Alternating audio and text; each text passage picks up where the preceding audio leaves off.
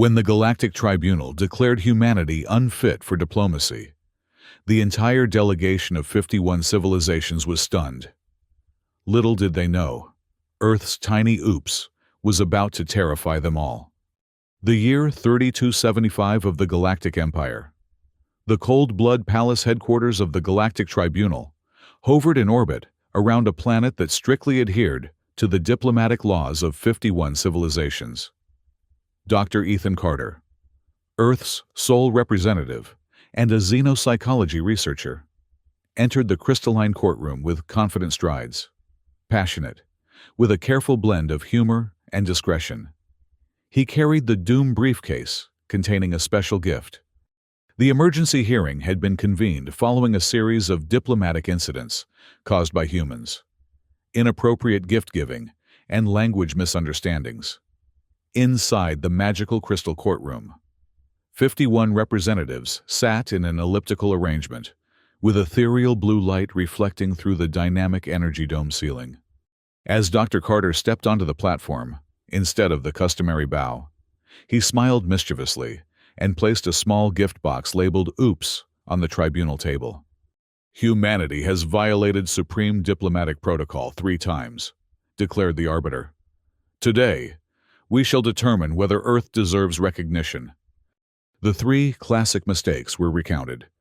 Incident A: gifting cosmic earthworms, similar to Earth mice, to the Flerax, gaseous beings, offending their non-violence beliefs.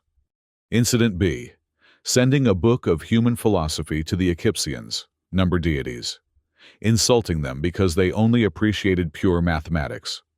Incident C: giving Earth plant seeds to the eternal forest community, causing them to fear ecological extinction. "They lack the cultural knowledge for interstellar communication," the arbiter announced. "From now on, Earth is isolated indefinitely." While the 51 civilizations collectively gloated, Dr. Carter merely shrugged as if he had predicted it, his eyes flashing with determination. Meanwhile, back on Earth in Geneva's underground military corridor, General Lam Tui Fien slammed the table, agitated about the tribunal's results. "They call us idiots," Dr. Alicia Novak, a xeno-intelligence expert, reported.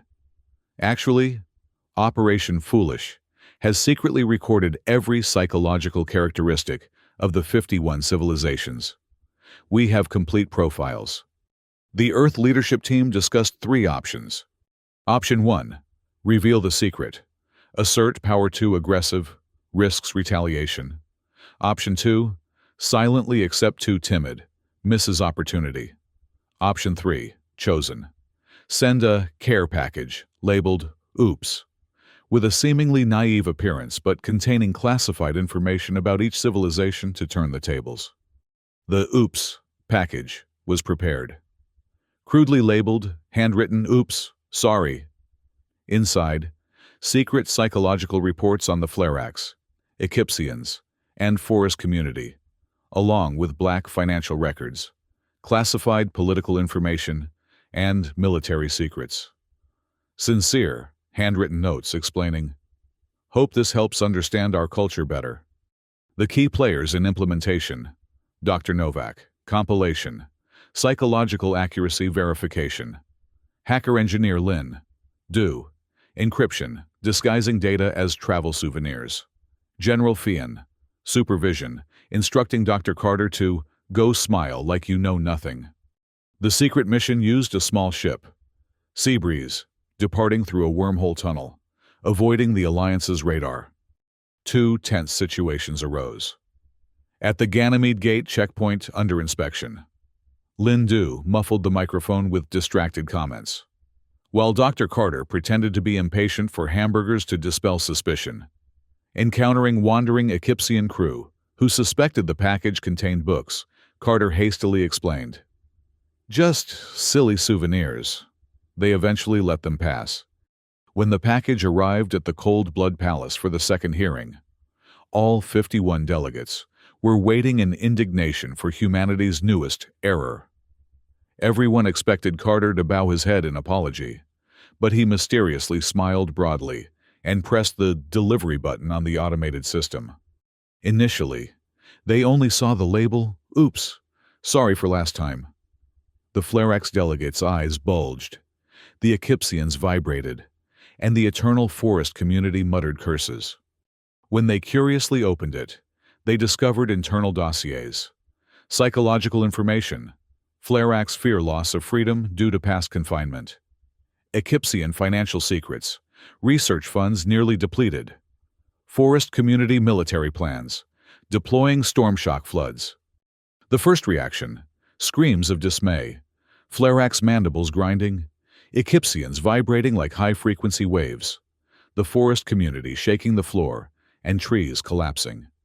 Dr. Carter stood up, took a sip of water. "We just thought you might want to understand Earth culture better. Sorry if there's any inconvenience." Chaos erupted. Civilizations accused humans of privacy invasion and psychological attack without weapons. Some proposed trying them for psychological warfare. The Arbiter's voice trembled. "The Alliance will consider canceling all peace treaties, putting Earth on trial in absentia." The atmosphere was extremely chaotic, with the important decision still hanging in the balance. After a tense night, the 51 delegates held a closed session. Two factions emerged. The punishment faction, majority, demanded additional sanctions, financial penalties, and disconnection of interplanetary data. The cautious but wait-and-see faction, minority, argued, "We cannot deny humans are indeed the most dangerous. But we must also consider their true purpose. Did they simply want to understand?" Prolonged disagreement resulted in a split resolution. Earth remained isolated, but under close monitoring of all movements. Earth was in crisis, internal reaction. Citizens were emotional. News transmitted via underground protocol. Millions demonstrated, mixed with pride in the moral victory. Earth Government Emergency Meeting. Dr. Novak reported, "We now have complete defense, economic, and psychological data of 51 civilizations. We must use it fully." General Fian decided to establish an interplanetary observation unit, using the secret files to protect Earth. Main characters' emotions. Ethan Carter was relaxed and confident. For the first time, he felt truly successful as a great strategist. The close monitoring status of the Galactic Tribunal. Interplanetary press conference. Dr. Carter spoke via hologram link. "We just wanted to learn, but turned out to be seen as a threat. Ask yourselves, has anyone ever truly understood us?" Most civilizations were cautious, warning they would take strong measures if Earth behaved excessively. The birth of the Interplanetary Observation Unit, Earthwatch. Objectives. 1. Continuously analyze and update the psychology of 51 civilizations. 2. Protect Earth from any interception plots. 3. Ready to use the OOPS trump card if the Alliance becomes truly dangerous. Personnel. Ethan Carter, Unit Director. Maintaining a naive appearance but actually very sharp. Alicia Novak, Deputy Director of Psychological Analysis. Earned the title Queen of Xenopsychology Charts. Lynn Du, Head of Hacking. Creating underground networks, collecting all news streams, preparing cyber counterattack, if necessary. Echoes from the Galactic Alliance. A secret meeting between 7 representatives who firmly advocated punishment, still determined additional sanctions. But reviewing the OOPS files, they suddenly realized Earth had frightening influence. A new internal dispute emerged. The Observation and Warning Project was completed. The following year, Earthwatch released a rating report of 51 civilizations. High risk level, 12 civilizations capable of attacking Earth. Medium risk level, 25 civilizations susceptible to psychological manipulation. Low risk level, 14 civilizations had achieved interplanetary self-awareness. Information kept secret, known only within Earth. An extremely powerful leverage for precaution. Epilogue. Ethan Carter observed Earth from the geostationary observation station, smiling as he watched the Alliance monitoring screens. Voiceover, dramatic ritual. From a naive package labeled, "Oops." We've proven that understanding is the most powerful weapon. What about the future? We can only wait for the Alliance to fall flat on their backs. Final scene. The silhouette of a ship in the name of multi-civilization democracy docked outside Earth's atmosphere. But its engines seemed to have stopped completely, suggesting they were hesitating about how to deal with such an intelligent alien species. When the Galactic Tribunal declared humanity unfit for diplomatic relations, the assembled representatives of 51 advanced civilizations erupted in a chorus of agreement. Some clicked their mandibles in satisfaction. Others pulsed with rhythmic bioluminescence. A few simply rippled their gelatinous bodies in what passed for nodding among their kind. Only one, being in the vast crystalline chamber, showed no reaction. Dr. Ethan Carter, Earth's sole representative, maintained the same placid smile he'd worn throughout the proceedings. He stood before the towering bench of the Arbiter Velk, his lanky frame dwarfed by the massive architecture of the Cold Blood Palace, headquarters of the Galactic Tribunal. The year was 3275 by Earth's reckoning. Humanity had only recently discovered the existence of the Galactic Alliance, a loose confederation of species bound by ancient treaties and mutual distrust. Their diplomatic protocols were Byzantine, their cultural taboos innumerable, and their tolerance for newcomers notoriously thin. "The evidence is overwhelming," Arbiter Velk continued, his metallic voice reverberating through the chamber. "In less than one standard cycle, representatives of Earth have committed 3 distinct violations of Class Alpha diplomatic protocol." The Arbiter's crystalline form shifted colors as he spoke, flowing from cool blue to a harsh crimson. First, the offering of living organisms to the Flerax delegation, violating their sacred belief in gaseous purity. A collection of shimmering clouds at the far end of the chamber pulsed angrily at the mention. Second, the presentation of philosophical texts to the Eclipsian Consortium, a grave insult to beings who communicate exclusively through mathematical equations. A group of geometric shapes hovering near the ceiling vibrated in apparent indignation. And finally, the Arbiter's voice grew even colder. The attempted introduction of foreign biological material to the domain of the eternal forest community, an act that could be construed as attempted ecological genocide. A rumbling sound emanated from the section where massive plant-like beings stretched toward the chamber's domed ceiling. Does the representative from Earth wish to offer any defense before judgment is rendered? The Arbiter's crystalline form settled into a deep purple hue as he addressed Carter directly. Dr. Ethan Carter cleared his throat. He was a tall man with a shock of unruly brown hair and bright, intelligent eyes that belied his casual demeanor. His specialty was xenopsychology, the study of alien thought processes, but nothing in his training had prepared him for this moment. "Your Honor," he began, his voice clear and untroubled. "Earth meant no disrespect with our offerings. We are newcomers to galactic society and eager to learn. Our mistakes were born of ignorance, not malice." As he spoke, Carter reached into his pocket and withdrew a small package wrapped in colorful paper with a handwritten label that read, "Oops," in large, somewhat childish letters. "In fact," he continued, placing the package on the central platform, "I've brought a small token of our apology. Just a humble offering to demonstrate our sincere desire for friendship." A murmur rippled through the assembled delegates. Such an action was unprecedented during a formal tribunal judgment.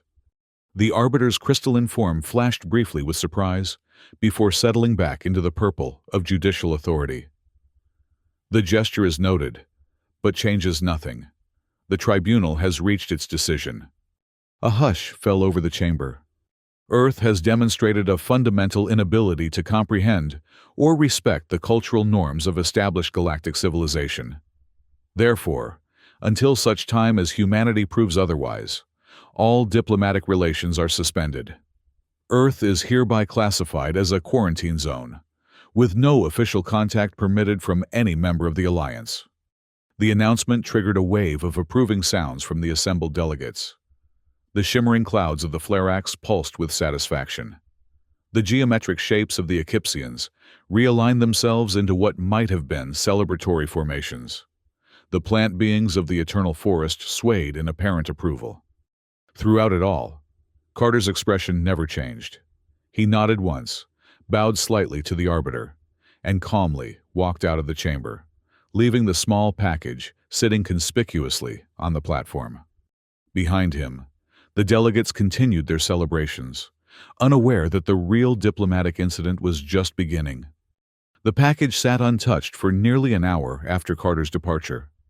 Protocol officials scanned it repeatedly, finding nothing dangerous, just some paper documents and small data crystals. Eventually, curiosity overcame caution, and the package was officially opened for inspection. That was when the celebration ended. 3,000 light-years away, in an underground bunker beneath what had once been Geneva, Switzerland, a group of humans sat around a massive table, watching the proceedings through a secure quantum feed. The room was austere, with reinforced concrete walls, harsh lighting, and the sharp scent of military-grade coffee permeating the air. General Lam Tuifien slammed his fist on the table as the tribunal's verdict was announced. "They call us diplomatically inept? They call us culturally ignorant?" His face flushed with anger. "They have no idea who they're dealing with." Dr. Alicia Novak, head of Earth's Xeno-Intelligence Division, remained calm. A slender woman with close-cropped silver hair and piercing blue eyes. She had been monitoring the feed with clinical detachment. "Actually, General, everything has gone according to plan. Operation Foolish has yielded precisely the results we anticipated."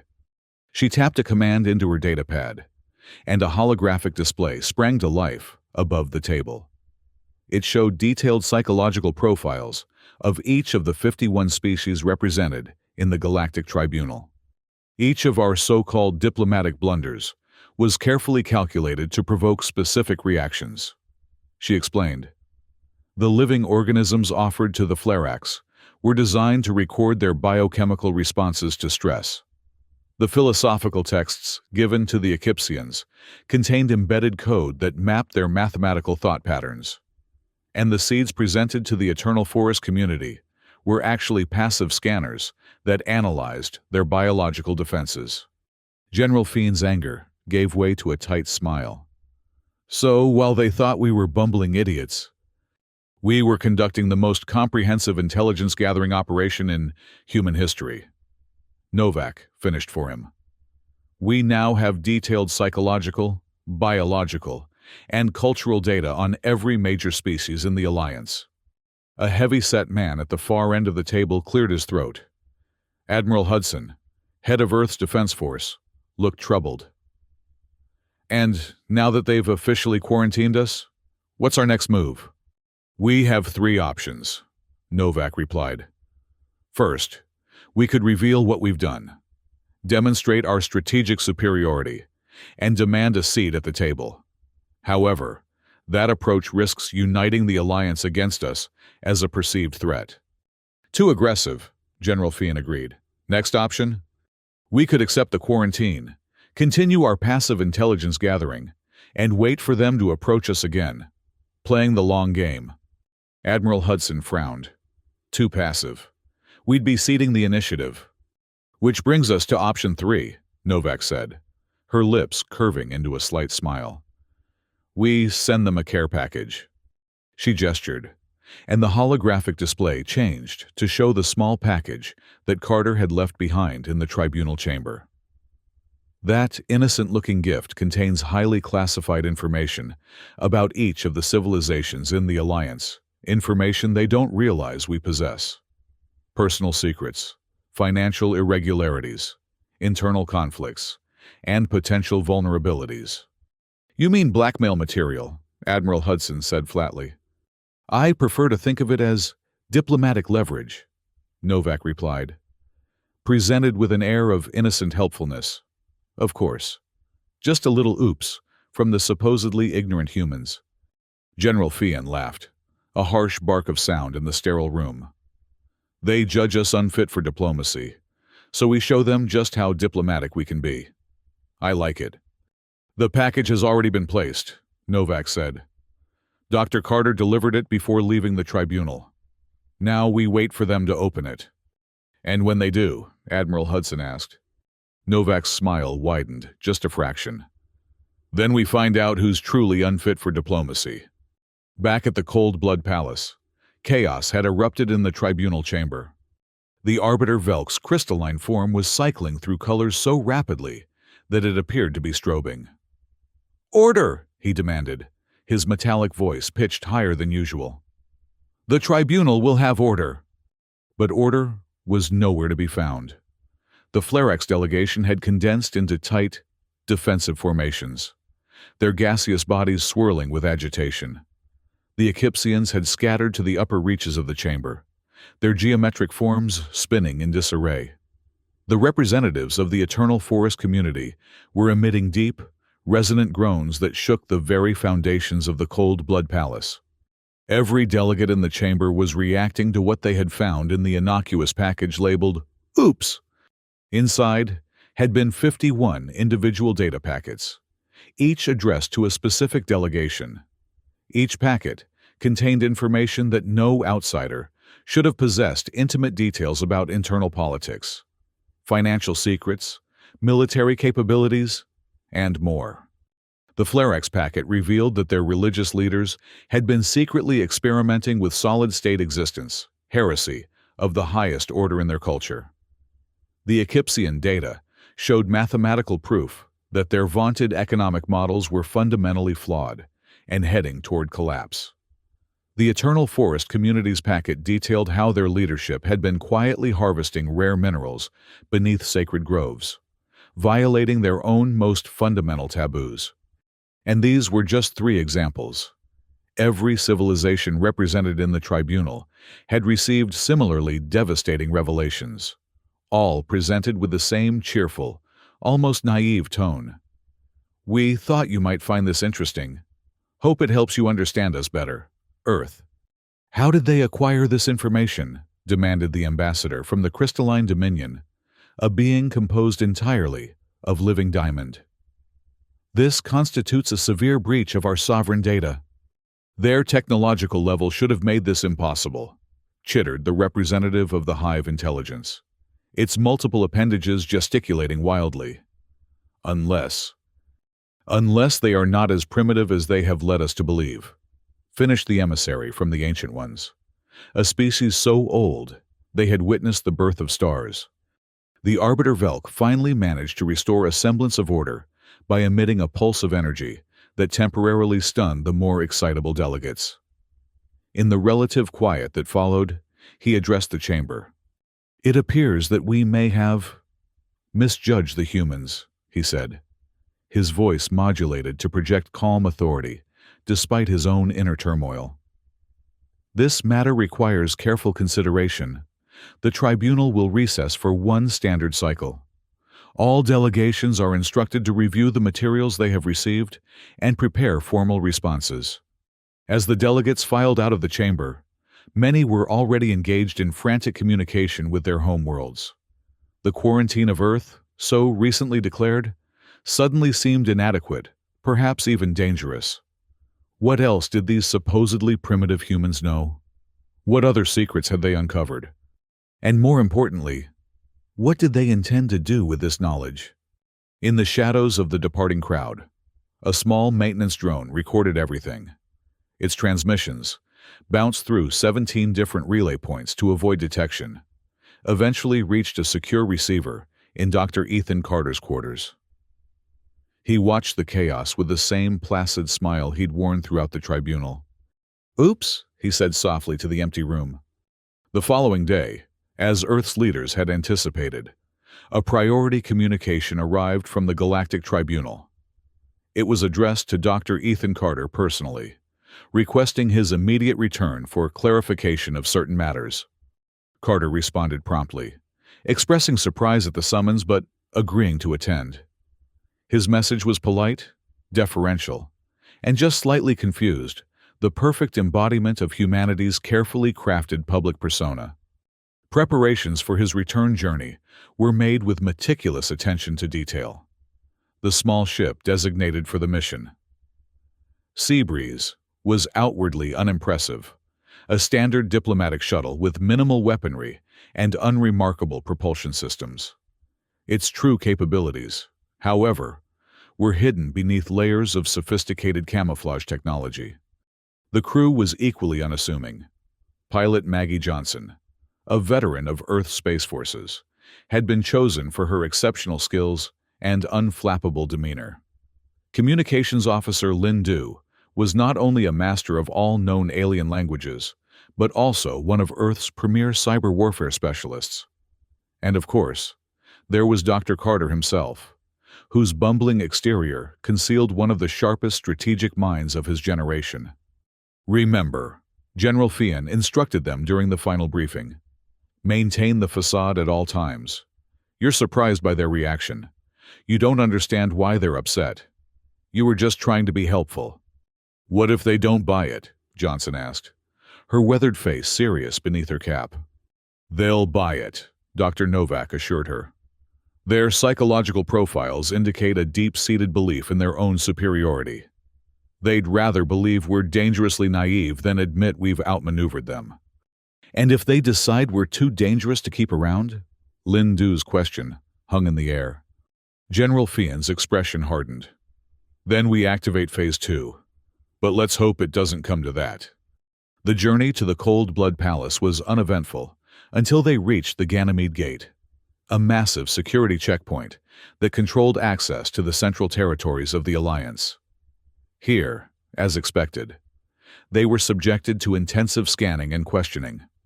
Purpose of visit? Droned the security officer, a cybernetically enhanced being from a species known for their rigid adherence to protocol. We were summoned by the tribunal, Carter explained, presenting the official communication. Something about clarifying a misunderstanding. He adopted a slightly puzzled expression, as if genuinely confused by the whole situation. Your vessel will be subjected to complete molecular scanning, the officer stated. All biological entities must submit to psychological profiling. Of course, Carter agreed readily. Though I hope it won't take too long. I packed some hamburgers for the journey, and they're best when fresh. He patted his stomach ruefully. The security officer's multifaceted eyes flickered in what might have been confusion or disdain. Proceed to Scanning Bay 3. As their ship was directed into a massive hangar, Lin Du activated a series of countermeasures disguised as standard communication protocols. These subtle programs wouldn't prevent the scans, but would muddy the results just enough to conceal the ship's true capabilities. The scanning process took nearly 2 hours. Throughout, Carter maintained a cheerful, slightly oblivious demeanor, chatting amiably about Earth cuisine, human sports, and other innocuous topics. Maggie Johnson played the part of the long-suffering pilot, rolling her eyes at Carter's antics, but indulging him like a parent with an overenthusiastic child. When they finally received clearance to proceed, the security officer seemed almost relieved to see them go. That went well, Johnson muttered as they departed the Ganymede Gate.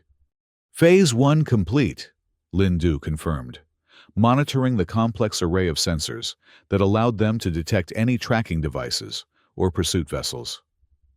We're clean.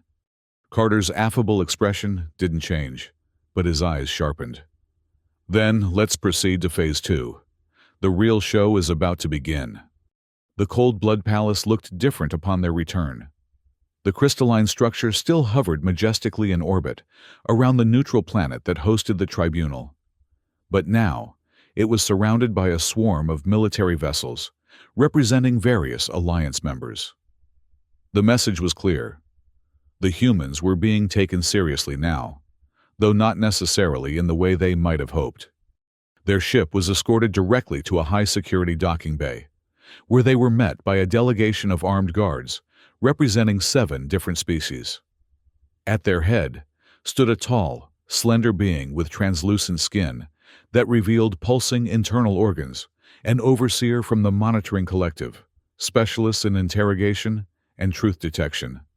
Dr. Ethan Carter, the overseer said, its voice a harmonious blend of tones that somehow managed to sound both melodious and threatening.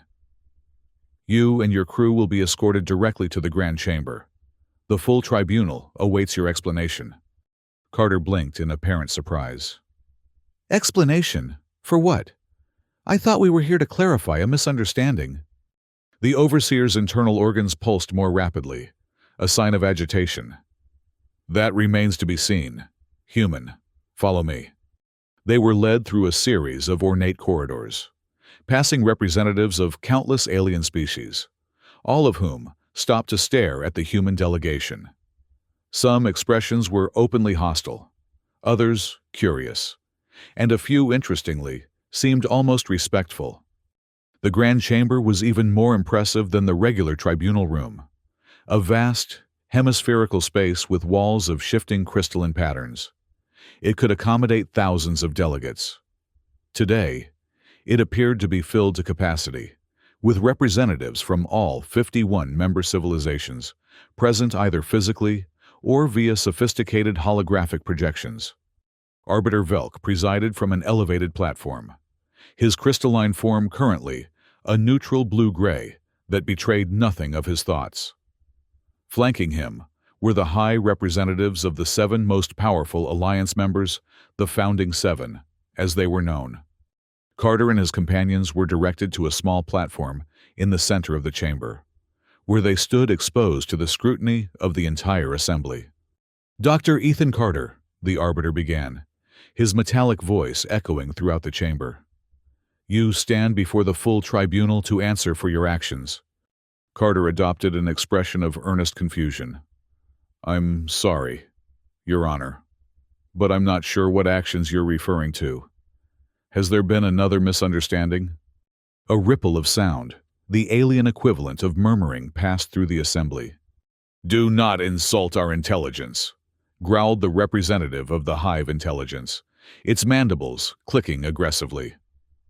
The package you left behind, the data it contained. Explain how you acquired this information. Carter's face brightened with apparent understanding. Oh, the care package. Did you like it? We thought it might help foster better understanding between our cultures. The Arbiter's crystalline form darkened slightly. Better understanding? You revealed secrets that could destabilize governments, trigger civil wars, and destroy economies across the Alliance. This is not diplomacy. This is aggression. Aggression? Carter looked genuinely shocked. Not at all. We were simply sharing information we thought might be helpful. On Earth, we believe that transparency leads to trust. We shared what we knew as a gesture of good faith. How did you acquire this information? Demanded the representative of the Ancient Ones, its voice a deep, resonant boom that seemed to come from everywhere at once. Carter hesitated, glancing at his companions as if seeking guidance. Maggie Johnson shrugged slightly. Lin Du kept her expression carefully neutral. Well, Carter began, when we first learned about the existence of the Alliance, we were naturally curious. We wanted to learn everything we could about our new galactic neighbors. So we observed, we listened, we studied. Is that not what any new species would do? Not with your level of effectiveness, said the representative of the Crystalline Dominion coldly. Your technological development should not have permitted such deep intelligence gathering. Carter spread his hands in a gesture of helplessness. Perhaps we're more resourceful than you gave us credit for. Or perhaps your security isn't as impenetrable as you believed. Either way, we meant no harm. We simply wanted to understand you better. Understand us better! The representative of the Eternal Forest community vibrated with rage, causing small tremors throughout the chamber. You exposed sacred secrets. You violated our most private traditions. And we apologize if we overstepped, Carter said, his tone sincere. Cultural norms regarding privacy vary widely across species. On Earth, we have a saying, knowledge is power. We believe that sharing knowledge freely empowers everyone. A convenient philosophy, the Arbiter noted dryly. When you are the ones possessing the knowledge. Carter smiled ruefully. Perhaps, but the point remains our intentions were benign. We wanted to demonstrate our value as potential allies, not threaten you. By exposing our vulnerabilities, the representative of the Flarax delegation swirled indignantly. By showing that we understand you, Carter corrected gently. True diplomacy isn't about empty platitudes and formal protocols. It's about genuine understanding. And yes, that includes understanding your weaknesses as well as your strengths. A tense silence fell over the chamber as the delegates absorbed his words. Many seemed troubled, others thoughtful, and a few appeared openly hostile. Finally, the Arbiter spoke again. The tribunal will need to deliberate on this matter. The humans will be escorted to secure quarters while we consider our response. As they were led away, Lindu whispered to Carter, "Did it work?" Carter maintained his placid smile. Phase 2 complete. They're questioning everything now, their security, their assumptions about us, even their own internal politics. By the time they reach a decision, the damage will already be done. What damage? Johnson asked quietly. The most devastating kind, Carter replied. We've made them doubt themselves. For the next 3 days, the tribunal remained in almost continuous session. Debates raged, alliances shifted, and accusations flew as the 51-member civilizations tried to come to terms with what the humans had done. 2 distinct factions emerged. The majority, led by the Hive Intelligence and the Crystalline Dominion, advocated for severe sanctions against Earth, extending the quarantine indefinitely, imposing economic blockades, and possibly even military intervention to ensure humans couldn't further threaten galactic stability. A smaller, but significant minority, headed by the Ancient Ones and, surprisingly, the Eternal Forest community, argued for a more measured approach. While acknowledging the humans' actions were concerning, they pointed out that Earth had not actually committed any acts of aggression. Their methods were unorthodox, certainly, but perhaps that indicated a species that thought differently, one that might offer valuable new perspectives to the Alliance. Behind closed doors, however, a more troubling conversation was taking place among the Founding Seven. These oldest and most powerful civilizations in the Alliance had additional concerns that they did not share with the General Assembly. The humans' intelligence-gathering capabilities far exceed what should be possible for their technological level, noted the representative of the Quantum Collective, a species that existed simultaneously in multiple dimensions. This suggests one of 2 possibilities. Either they have developed in isolation far beyond our estimates, or they have received outside assistance, finished the emissary from the Voidwalkers, beings of living darkness. The question becomes, who would benefit from empowering humanity in this way? Perhaps no one, suggested the Ancient Ones delegate. Perhaps they are simply more adaptable, more creative than we anticipated. Many young species exhibit unexpected talents. Talents that just happen to perfectly counter our security measures? The Crystalline Dominion's representative was skeptical. That strains credulity. Regardless of how they acquired their capabilities, the Arbiter interjected. We must decide how to respond. The humans have effectively demonstrated that our current approach quarantine and dismissal is inadequate. Then we must escalate, declared the Hive Intelligence representative. Contain them more aggressively. Establish military presence in their system. Monitor all transmissions. And risk provoking them further, countered the delegate from the Eternal Forest. We have seen only a fraction of their capabilities. Who knows what other surprises they might have prepared?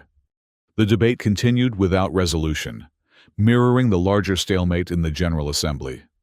The one point all agreed upon was that humanity could no longer be dismissed as a minor, underdeveloped species. Whether threat or potential ally, humans had earned the Alliance's full attention. On the fourth day, Dr. Carter and his companions were summoned back to the Grand Chamber to hear the tribunal's decision. The atmosphere was noticeably different from their previous appearance. The hostility remained, but it was now tempered with a wary respect. The delegates watched the humans with new eyes, assessing, calculating, reconsidering. Arbiter Velk's crystalline form had settled into a muted purple, reflecting the ambivalence of the tribunal's conclusions.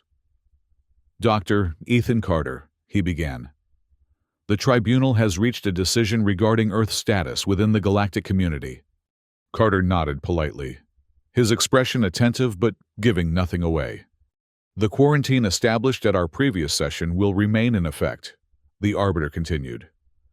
"Earth is still considered diplomatically isolated from the Alliance as a whole." A flicker of disappointment crossed Carter's face, quickly masked. "However," the Arbiter added, "in recognition of changing circumstances, the Tribunal has established a new classification for your world, observed isolation. While official diplomatic relations remain suspended, limited cultural and scientific exchange will be permitted under strictly monitored conditions." Carter brightened. "That sounds like progress, Your Honor. Earth appreciates the Tribunal's reconsideration." "Do not misunderstand," the Arbiter cautioned. "This is not an acceptance of your methods. The Tribunal remains deeply troubled by humanity's approach to interstellar relations. This modified status is not a reward, but a recognition of reality. Complete isolation is no longer practical or prudent." "Of course," Carter agreed readily. "We understand completely." "Furthermore," the Arbiter continued, "a permanent monitoring station will be established in your system to ensure compliance with Alliance regulations. Any attempt to interfere with this station will be considered an act of aggression against the entire Alliance." Carter maintained his pleasant expression, though his eyes narrowed almost imperceptibly. "We welcome the opportunity for closer observation. After all, the more you watch us, the better you'll understand us." A murmur ran through the assembly at his word. Was that a threat, a promise, or simply an observation? The Arbiter ignored the disturbance. "Finally, Earth is required to submit to regular inspections to verify that no further unauthorized intelligence gathering is taking place." At this, Carter actually smiled. "We would be delighted to host Alliance inspectors. Cultural exchange works both ways, after all." The Arbiter's crystalline form flickered briefly, with what might have been irritation. "This session of the Tribunal is concluded. The human delegation is dismissed and may return to Earth to convey our decision to your leaders." As they departed the chamber, Lin Du whispered, "They're still underestimating us, aren't they?" Carter's smile never wavered. "Of course they are. It's our greatest advantage." The journey back to Earth was subdued, but charged with a sense of accomplishment. Though they spoke little about the mission while still in potentially monitored space, each member of the crew understood that they had achieved something significant, perhaps even historic. Once they had safely passed through Earth's defensive perimeter and landed at the Geneva complex, they were immediately escorted to the underground command center, where Earth's leadership awaited their report. General Fian, Dr. Novak, and Admiral Hudson listened intently as Dr. Carter recounted the Tribunal's decision. "Observed isolation," General Fian repeated thoughtfully. "So they'll be watching us closely." "While we watch them back," Carter confirmed. "Their monitoring station will give us a direct line into their communications network. Lin Du has already identified 17 vulnerabilities in their standard monitoring protocols." The communications officer nodded. "Their systems are sophisticated but predictable. They rely too heavily on encryption and not enough on misdirection. Classic mistake." Dr. Novak smiled thinly. "So Phase 3 can proceed as planned?"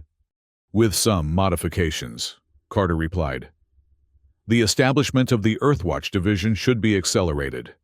We'll need to process the incoming data streams from the monitoring station immediately." Already underway, Novak assured him. We've recruited the top xenopsychologists, cryptanalysts, and strategic analysts from around the world. The facility in the Urals is nearly operational. Admiral Hudson looked troubled. And if the Alliance decides we're too great a threat, if they move against us militarily? Unlikely in the short term, Carter said confidently. The OOPS package created too much internal discord. They're too busy watching each other to coordinate effectively against us. But not impossible, General Fian pointed out. We should continue developing our defensive capabilities. Project Firewall needs to be ready within 6 months. The others nodded in agreement. Earth's strategy had always been multifaceted diplomatic, maneuvering backed by concrete preparations for worst-case scenarios. What about public disclosure? Admiral Hudson asked. People are getting anxious. The quarantine announcement caused panic in some regions. General Fian considered this. Limited disclosure. Emphasize the positive, the Alliance has modified its stance. Limited exchange is now permitted. Downplay the monitoring aspects. And the true nature of Operation Foolish remains classified, Dr. Novak added firmly. The general public doesn't need to know how we acquired our intelligence on the Alliance. Agreed, Carter said. The less the Alliance can gather from our public communications, the better. As the meeting concluded, Carter found himself momentarily alone with Dr. Novak. The xenopsychologist studied him with her penetrating blue eyes. You enjoyed it, didn't you? She asked quietly. Playing the fool while running circles around them. Carter's perpetual smile faltered slightly.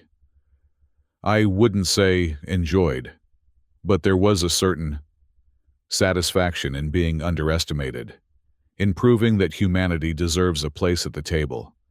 Even if we had to flip the table to get their attention? Novak's tone was light, but her expression was serious.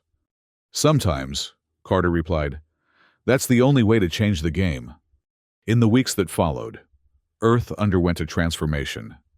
The establishment of the Earthwatch Division created thousands of new jobs and sparked a renaissance in xenostudies. Universities around the world expanded their linguistics, anthropology, and psychology departments to include extraterrestrial specializations. A new generation of students flocked to these fields, eager to contribute to humanity's greatest challenge, yet understanding and navigating a universe filled with alien minds. The Alliance's monitoring station arrived 1 month after Carter's return from the tribunal. A sleek, predatory-looking structure. It took up position just beyond lunar orbit, its array of sensors aimed perpetually at Earth. Its crew of 23 representatives from various Alliance species maintained minimal contact with human authorities, communicating only through automated protocols. What the Alliance didn't realize, or perhaps chose to ignore, was that every transmission sent from the station was being captured, analyzed, and exploited by Earthwatch. Under Lin Du's guidance, a team of cyber specialists had developed sophisticated algorithms to decrypt Alliance communications, providing unprecedented access to the internal workings of galactic politics. The intelligence gathered was staggering. Internal power struggles within the Alliance, technological secrets jealously guarded for millennia, and strategic assessments of every known spacefaring civilizational. This, and more, flowed into Earthwatch's secure databases. Dr. Alicia Novak oversaw the psychological analysis of this information, building increasingly detailed profiles of each Alliance member. Her team identified pressure points, cultural blind spots, and potential allies among the 51 civilizations. Some, like the ancient ones, and surprisingly, the Eternal Forest community, showed signs of being more sympathetic to humanity than their official positions suggested. Meanwhile, Dr. Carter took on a more public role. As the face of Earth's interstellar relations, he gave carefully crafted interviews and speeches, always maintaining the same affable, slightly naive persona that had served him so well at the tribunal. He spoke enthusiastically about cultural exchange, scientific cooperation, and the dream of a more inclusive galactic community. Behind the scenes, However, he worked closely with General Fian and Admiral Hudson on Earth's defensive preparations. Project Firewall, comprehensive planetary defense system designed to counter known Alliance military capabilities, proceeded ahead of schedule.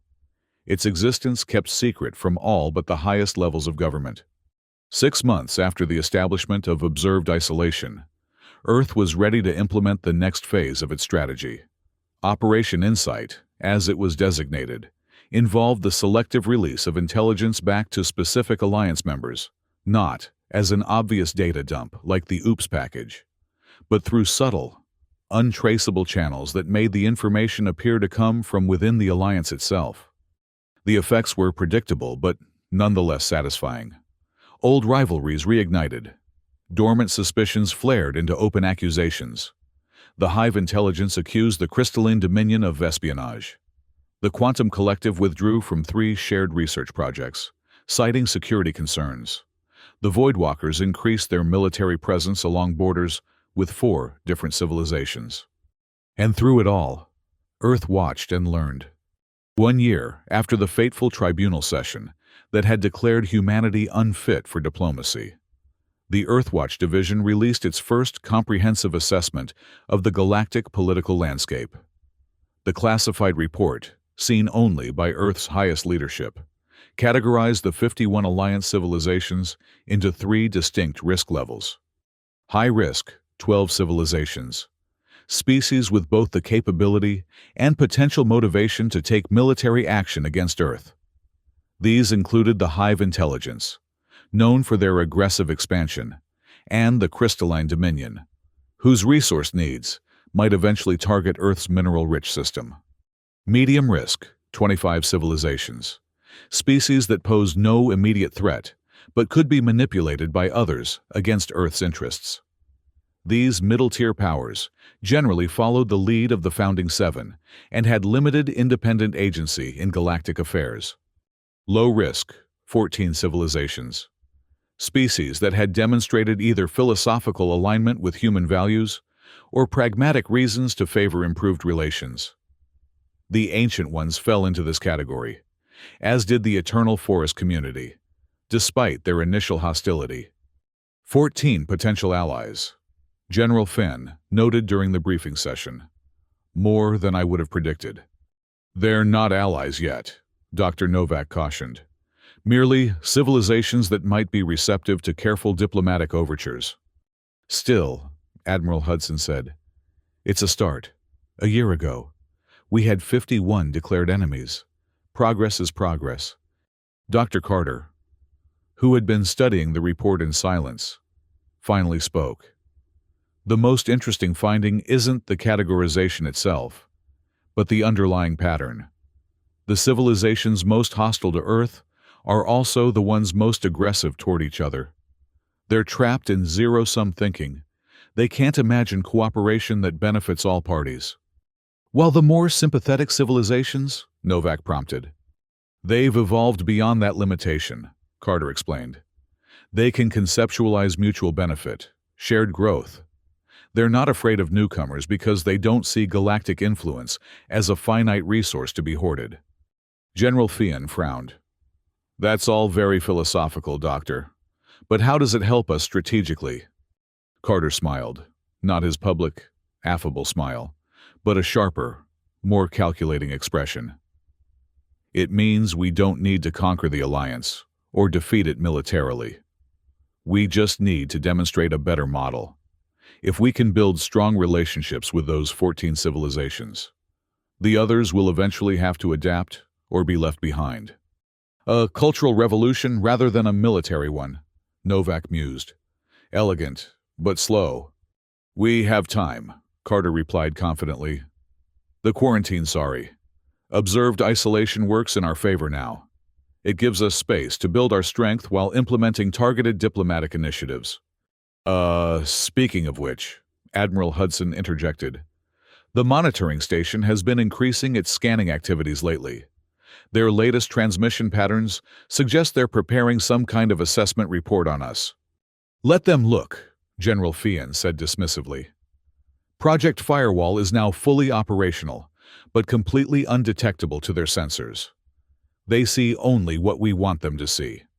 Actually, Carter suggested, let's give them something new to see. It's time for another oops moment, something to remind them that we're still full of surprises. The others exchanged glances, intrigued by the idea. What did you have in mind? Novak asked.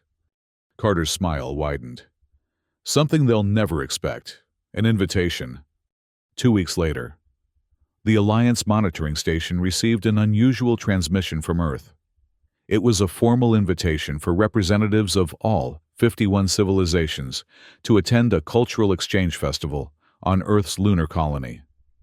The invitation emphasized that this was not an official diplomatic function. Observed isolation protocols would be fully respected, but rather an opportunity for cultural understanding in a neutral setting. The invitation caused considerable consternation among the Alliance leadership. Some, particularly the Hive Intelligence and the Crystalline Dominion, argued that it was clearly a trap or a propaganda exercise and should be rejected outright. Others, led by the Ancient Ones, suggested that there was little harm in sending observers, particularly since the lunar colony was already under constant surveillance. After much debate, a compromise was reached. 27 civilizations would send representatives to the festival, while the others would monitor remotely through the station's sensors. On Earth and its lunar colony, preparations for the festival proceeded with meticulous attention to detail. Under Dr. Novak's guidance, each aspect of the event was designed to appeal to specific psychological traits of the attending species. The architectural layout incorporated elements that would feel familiar and comfortable to various alien sensibilities. The artistic displays were carefully calibrated to evoke positive emotional responses across different neural structures. Even the refreshments were designed by xenobiologists to be not just safe, but genuinely enjoyable for a wide range of biochemistries. Throughout the preparations, Dr. Carter maintained his public role, giving tours of the facilities to Earth media and emphasizing the peaceful, educational nature of the event. This isn't about politics, he told reporters. It's about people human and non-human learning to appreciate each other's unique perspectives. Behind the scenes, however, the festival served several strategic purposes. It would allow Earth scientists to gather unprecedented direct observational data on multiple alien species. It would create opportunities for informal conversations that might yield intelligence no monitoring station could capture. And perhaps, most importantly, it would begin the process of normalizing human-alien interaction outside the rigid constraints of official Alliance protocols. The day of the festival arrived with considerable fanfare. The lunar colony, normally home to just a few thousand scientists and miners, was transformed into a vibrant cultural showcase. Holographic displays demonstrated Earth's artistic traditions, from ancient cave paintings to modern interactive experiences. Music from hundreds of human cultures played in specially designed acoustic chambers that translated sound waves into forms perceptible to various alien sensory systems. And carefully selected human representatives, scientists, artists, philosophers, and ordinary citizens stood ready to engage with their extraterrestrial visitors.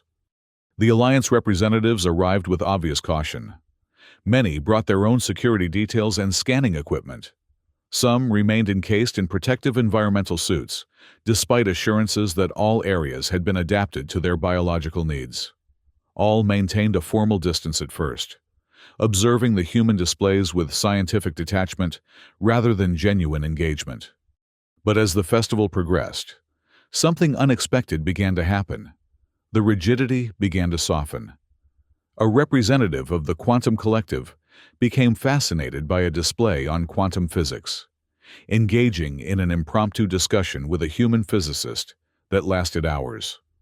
A delegation from the Eternal Forest community spent an entire day in the botanical gardens, communing with earth plants in whatever silent language they shared. Even a junior member of the Hive Intelligence was observed tapping its appendages in rhythm with a percussion performance. Dr. Carter moved through the festival with his usual affable demeanor, greeting delegates, answering questions, and generally playing the role of enthusiastic host. But he was also observing, assessing, identifying those individuals most receptive to human interaction. Late in the day, he found himself in conversation with a representative of the Ancient Ones, a being of indeterminate form that seemed to shift and flow like smoke contained within a roughly humanoid outline.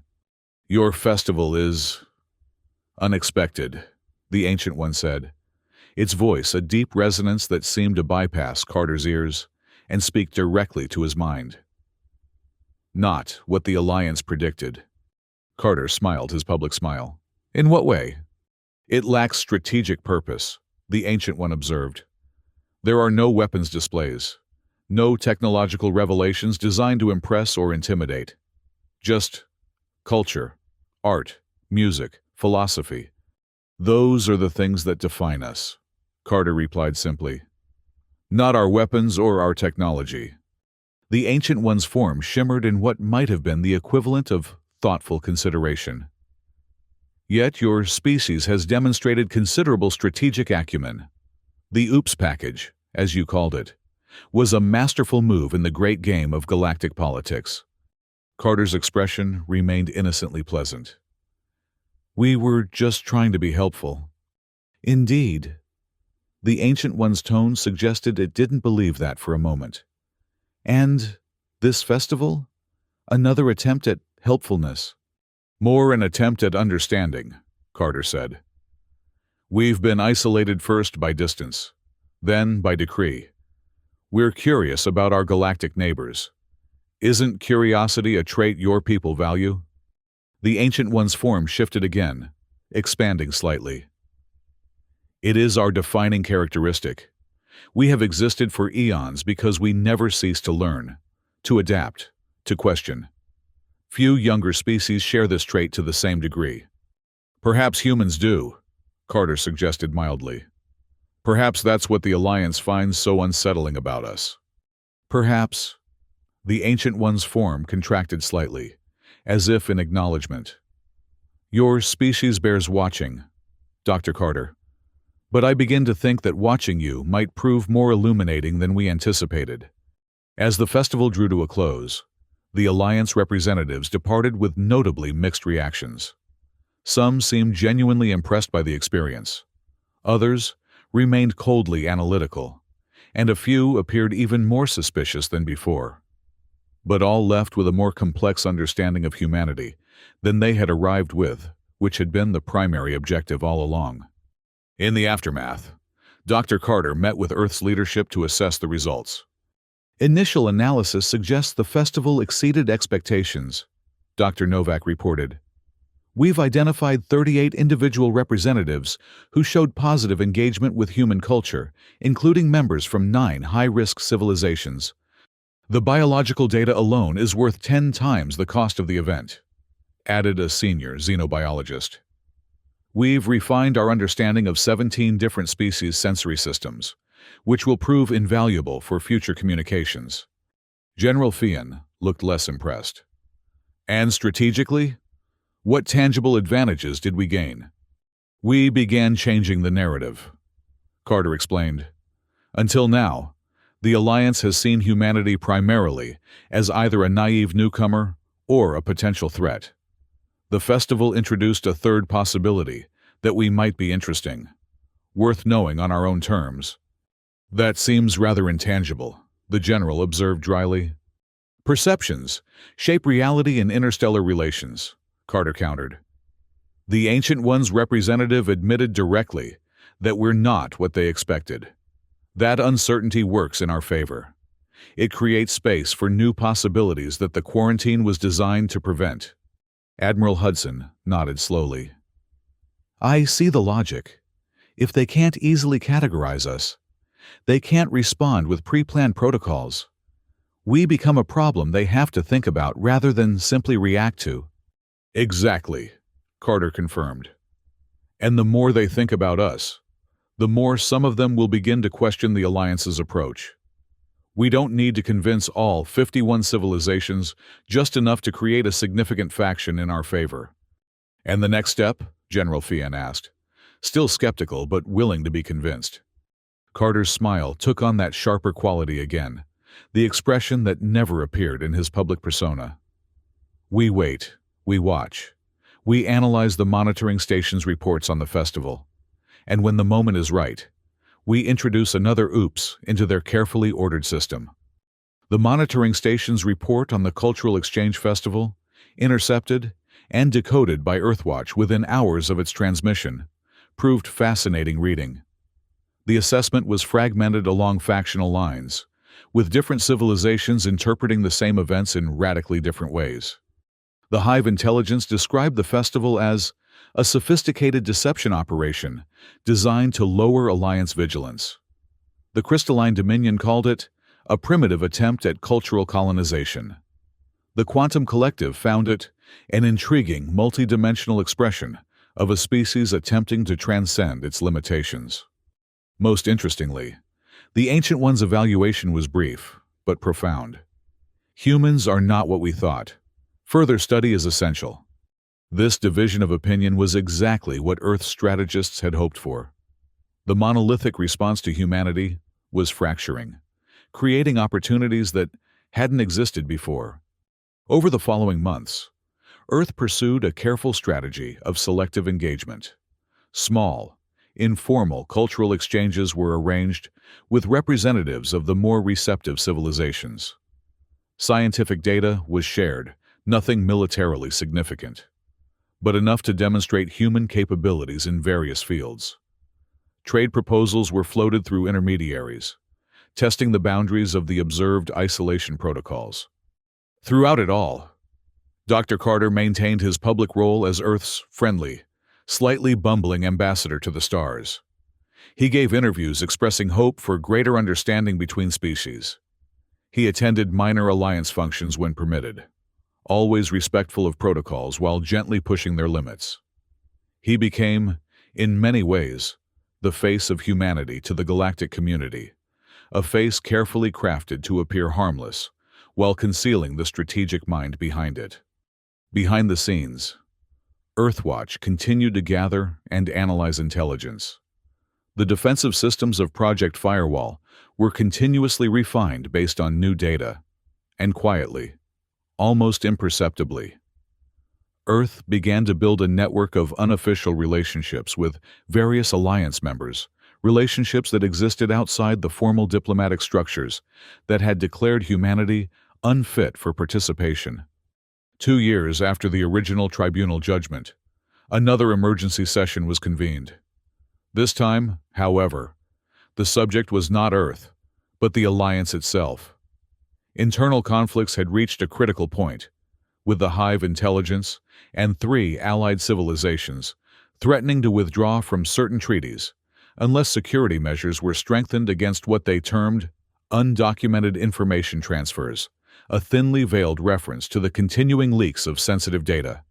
Earth was not officially represented at this session, but Earthwatch monitored it closely through their access to the monitoring station's communications. The debate was heated, with accusations flying between various factions. The Hive intelligence demanded stricter protocols and harsher penalties for violations. The Ancient Ones argued for a more open approach to information sharing, suggesting that the current system of secrecy was becoming counterproductive. In the midst of this chaos, a surprising proposal emerged from the Eternal Forest community, a civilization that had initially been among humanity's strongest critics. Their representatives suggested that perhaps it was time to reconsider Earth's status. The observed isolation had been in place for 2 years, during which humans had demonstrated both compliance with its technical requirements and creative engagement with its limitations. Perhaps, the representative suggested, a more formalized relationship would provide better oversight than the current arrangement. The proposal was met with immediate opposition from the Hive intelligence and the Crystalline Dominion. However, it gained unexpected support from several middle-tier civilizations and, crucially, from the Ancient Ones. A formal vote was scheduled for the following month, allowing all members time to consult with their home governments. When news of this development reached Earth, it triggered an immediate strategy session among the leadership. "This is an opportunity we didn't anticipate so soon," General Fian admitted, reviewing the intercepted communications. "The alliance is fragmenting faster than our models predicted. The question is whether normalization of relations serves our interests at this point." Admiral Hudson mused. "We've made significant progress under observed isolation. A change in status would mean increased scrutiny, more direct alliance involvement in our affairs, but also more direct access to alliance resources, technology, and decision-making processes," Dr. Novak pointed out. "It's a trade-off, certainly, but potentially a favorable one." All eyes turned to Dr. Carter, who had been uncharacteristically quiet during the discussion. His public persona was nowhere in evidence.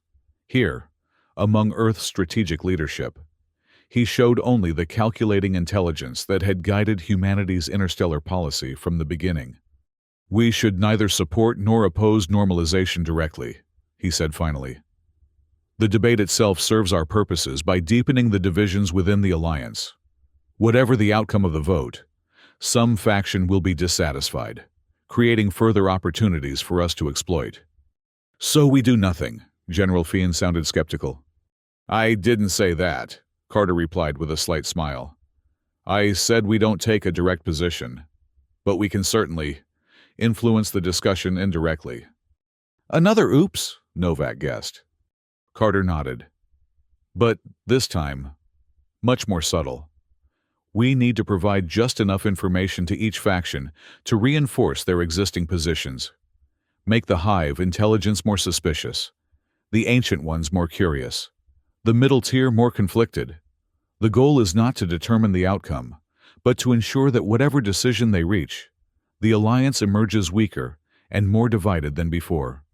And Earth emerges stronger," General Fian concluded with satisfaction. "Precisely," Carter agreed. "After all, isn't that what diplomacy is really about?" In the days leading up to the alliance vote, a series of mysterious data packets appeared in various secure communication networks.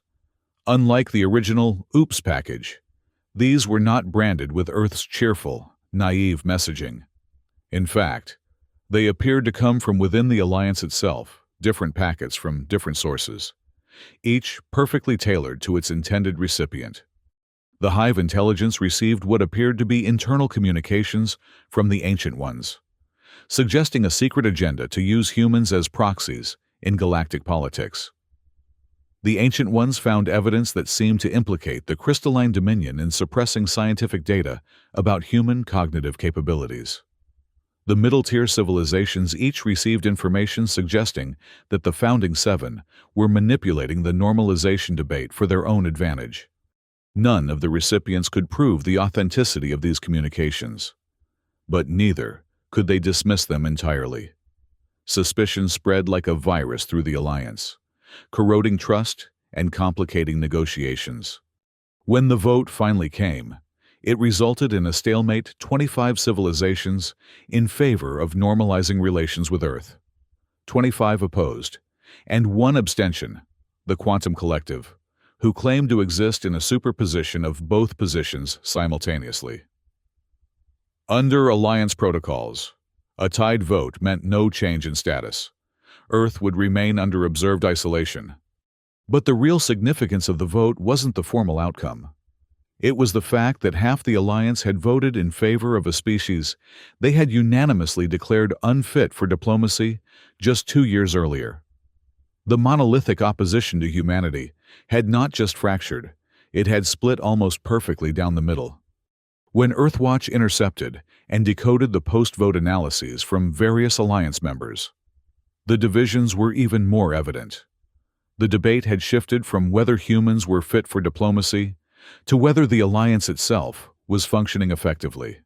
Some members were openly questioning the value of the current structure, suggesting that a more flexible approach to interstellar relations might better serve their interests. In a secure meeting room beneath Geneva, Earth's leadership reviewed these developments with quiet satisfaction. Phase 3 has exceeded expectations, Dr. Novak reported. The Alliance is now effectively paralyzed on all major policy questions relating to Earth.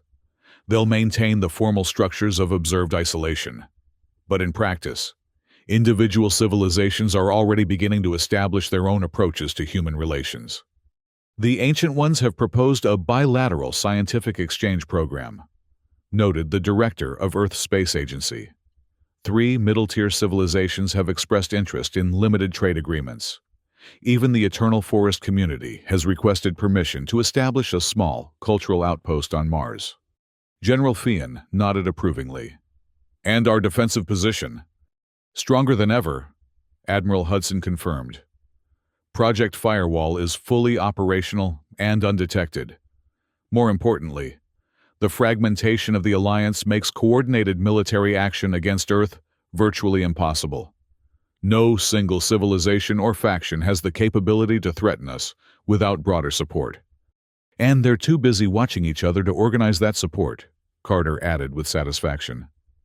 The great irony is that by declaring us unfit for diplomacy, they forced us to develop diplomatic skills far beyond what we might have achieved through conventional channels. So what's next? General Fian asked. Do we push for full normalization now that we've demonstrated our influence? Carter shook his head. Not yet. The current situation, partial isolation with increasing bilateral relationships, serves us perfectly. We maintain the advantages of independence, while gradually building a network of allies and dependencies. Let's not rush to formalize what's already working in our favor. The long game, Novak mused. Exactly, Carter agreed. After all, we have something the Alliance lacks: patience. They've existed in their current form for millennia, growing complacent, rigid, predictable. We're the newcomers, the adapters, the innovators. Time is on our side. General Fian raised his coffee cup in a toast. To humanity's diplomatic unfitness, may our enemies continue to underestimate us. The others raised their cups in response. And even Carter allowed himself a genuine smile, not the affable mask he showed the galaxy, but the satisfied expression of a strategist whose plans were unfolding exactly as intended. 3 years to the day after the Galactic Tribunal had declared humanity unfit for diplomacy. Dr. Ethan Carter stood in the observation dome of Earth's new interstellar relations complex. The massive facility, built into the side of a mountain in what had once been Switzerland, served as the headquarters for humanity's increasingly complex interactions with the wider galactic community. Though still technically under observed isolation, Earth now hosted permanent cultural attaches from 14 Alliance civilizations. Bilateral scientific projects were underway with 9 different species. Limited trade had begun with several others.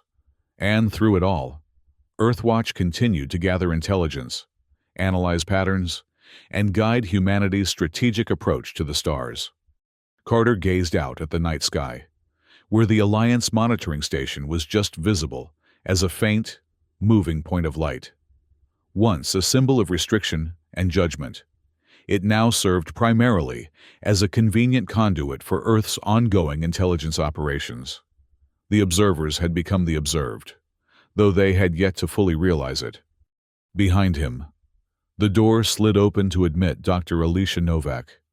She joined him at the viewport, her silver hair gleaming in the starlight. "Contemplating your handiwork?" she asked with a slight smile. Carter shrugged modestly.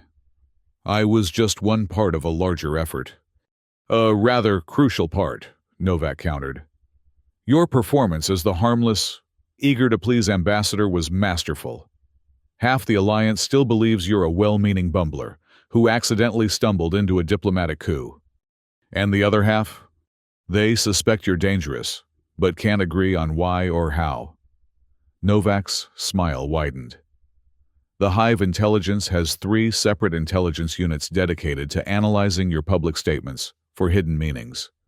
Carter laughed softly.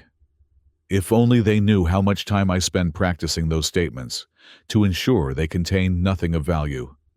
They stood in companionable silence for a moment, watching the stars. Then Novak spoke again, her tone more serious.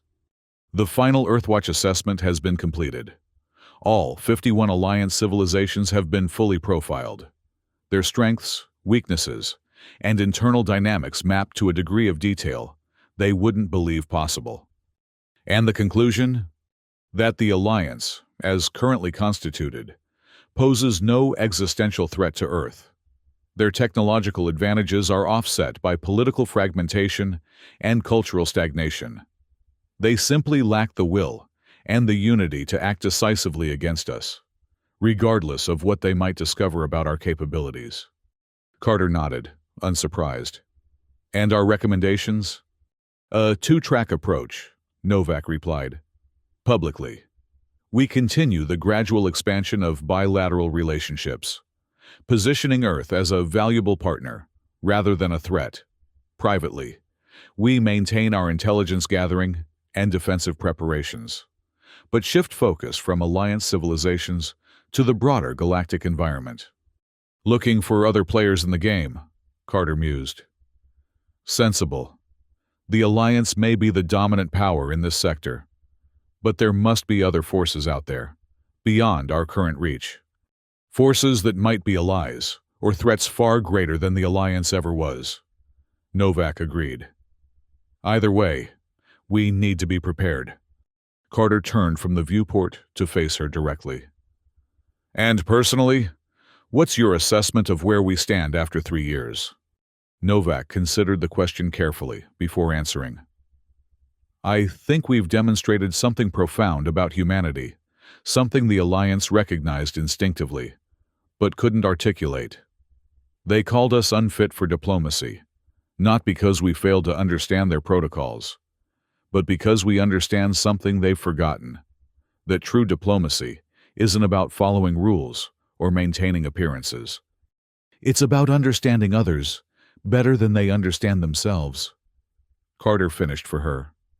About seeing the patterns they can't see because they're too close to them. Exactly. Novak gestured toward the stars, visible through the viewport. They've been playing the game so long they've forgotten it is a game. We came to the table with fresh eyes and changed all the rules. Starting with a package labeled "Oops," Carter added with a smile. The perfect opening move, Novak agreed. Simple, seemingly innocent, but calculated to disrupt their entire system. Carter nodded, his expression turning thoughtful. You know, for all our strategic success, there's one question I still ponder. Did we prove them right or wrong? Were we truly unfit for diplomacy as they defined it? Oh, we were absolutely unfit, Novak said with certainty. We never had any intention of following their rules or accepting their hierarchies. We were never going to be good, obedient members of their carefully ordered system. And yet here we are, Carter observed, with more meaningful relationships with individual Alliance members than they have with each other in many cases. Because we redefined diplomacy, Novak explained. We forced them to engage with us on our terms of actual understanding, rather than ritualized interaction. In declaring us unfit, they unwittingly gave us the freedom to create a new, more effective approach. Carter smiled, not his public, diplomatic smile, nor his private, strategic one, but a genuine expression of satisfaction. Then perhaps we should be grateful for their judgment. Perhaps we should, Novak agreed, though I doubt they would appreciate the sentiment. Together, they turned back to the viewport, watching as the Alliance monitoring station completed its arc across the night sky and disappeared below the horizon. Earth continued its own journey around its sun, through the galaxy, and into a future that looked increasingly unlike anything the Alliance had envisioned. And somewhere in the depths of space, in chambers of crystal and energy, the Galactic Tribunal continued to debate the proper response to the upstart species that had turned their judgment into an opportunity. They analyzed and argued and proposed new protocols, never quite grasping that their carefully ordered system had already been fundamentally changed by a simple package labeled "Oops." The Arbiter Velk, watching these endless debates with growing weariness, sometimes found himself wondering what the humans might be planning next. Whatever it was, he suspected the Alliance would once again be caught unprepared, not because humans were more advanced or more powerful, but because they thought differently. They saw patterns where others saw only rules, opportunities where others saw only threats. In declaring them unfit for diplomacy, had the tribunal inadvertently revealed its own diplomatic limitations? It was an uncomfortable question, one that the arbiter preferred not to examine too closely. Better to focus on maintaining order, enforcing protocols, preserving the system that had served the Alliance for millennia. And yet, in quiet moments, the arbiter couldn't help but wonder whether that system was as eternal as they had all assumed. The humans had introduced something new into the galactic equation, not just technology or resources, but a different way of thinking about relationships between civilizations. Whether that novelty would prove constructive or destructive remained to be seen. But one thing was certain: the galaxy would never be quite the same again. Perhaps, the Arbiter reflected, that had been humanity's plan all along.